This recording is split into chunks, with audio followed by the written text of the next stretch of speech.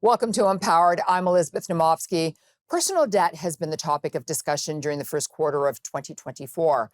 Consumer debt is at $21,131, and the average credit card balance for Canadians is $4,265. To tell us why personal debt is rising and why it's important to deal with your debt now, I'm joined by Laurie Campbell of Doyle Salewski Inc. Laurie, welcome. Welcome to Empowered. Oh, thanks so much, Liz. Happy to be here. So let's begin. Why is personal debt rising so fast? Well, it's interesting because Equifax put out a report. I just think it just came out off the wire today that said the two reasons that debt has increased so much and why it's such a problem is one, obviously inflation, and the other one is interest rates going up. And so what their study stated was that in the last quarter of 2023, mortgage delinquencies, and this is shocking, have gone up by 52%. Shocking to me. And the other big number is that credit card delinquencies, it's not about debt, it's about delinquencies, has gone up 30% in the last quarter of 2023. So what that tells us, Liz, is that this is becoming a huge problem for Canadians. This is now an everyday problem for many, many Canadians across the country. You know, I don't like to hear that. I want to hear that Canadians are prospering, and this is not good news right now. This is bad news. But what are you hearing from your clients? Well, the biggest thing I'm hearing on a daily basis, and what we're hearing at Doyle Salewski daily, is that people are having a hard time simply putting food on the table. Every person that we speak to speaks about the fact that, groceries, it's food insecurity. We are dealing with food insecurity in Canada.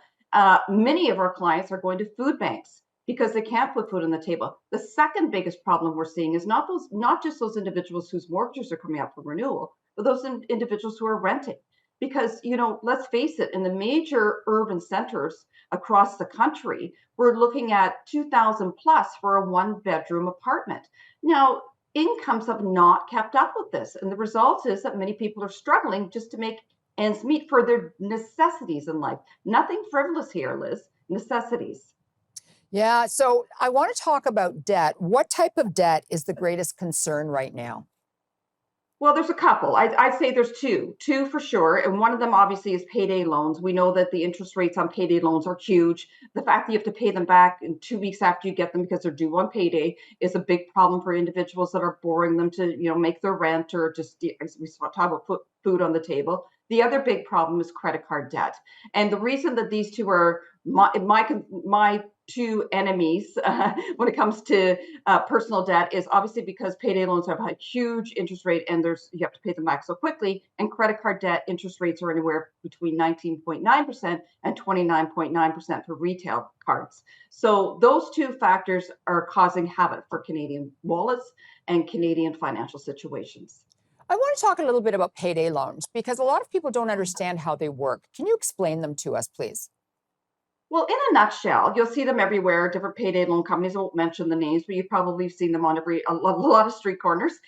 What you do is you may go in and say, look, I don't get paid until next Friday. Today's Monday, and I don't get paid until the following Friday. I need to make my rent because rent's due tomorrow. I need to get a payday loan. And so what you'll get is a payday loan for the amount that you ask for within their limits and parameters, and then it's due back that next Friday. Now, there's some limitations on what they can charge, but if you amortize that over a year, these charges are upwards of hundreds, like 100+% interest rates. So you can see how people that get into the cycle of payday loan borrowing have a hard time getting out of it. Now, there are some stipulations in provinces that say you can only borrow one or two payday loans have two on the go at the same time, for example. But unfortunately, many payday loans don't report to the credit bureau, so it's very hard to track these for lenders that may give out that third one.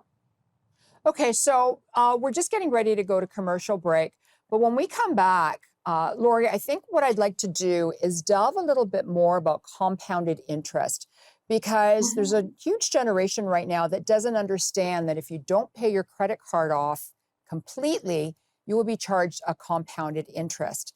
And people don't understand exactly what that is and what the impact is on, how much you pay and how much you owe. So if we can delve into that when we come back from commercial break, that would be great. So please don't go away. We'll be right back.